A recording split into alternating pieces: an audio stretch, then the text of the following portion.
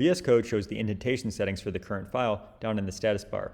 Here you can see it's saying tab size 4, and that's indicating that we are indenting using tabs, as you can see here by the little arrow icons, and that each tab is being treated as 4 characters wide.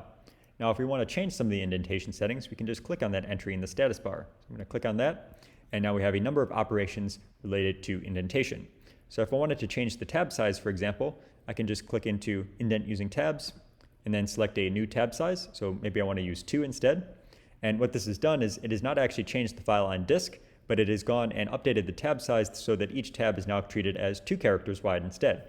If we wanted the indents to be more distinct, we could actually say indent using tabs again, and then go and set it to something like 8. So each tab is even wider.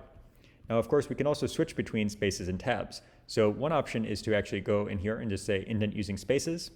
And I'm going to select 4 as the tab size. So each time you press tab, it would insert 4 spaces. But you'll notice that this didn't actually convert any of the tabs yet to spaces.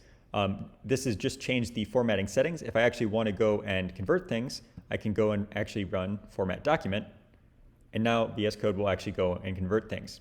Now the other way to convert things manually is I'm actually going to click on that status bar entry again, and you can use the 2 options down here which will convert things. So you can say convert indentation to spaces or convert indentation to tabs, and those will convert things directly. So if I say convert indentation to tabs here, it will both convert the file and then switch to make sure that we are using tabs for our formatting in the future. So that's a quick look at some of the indentation settings in VS Code.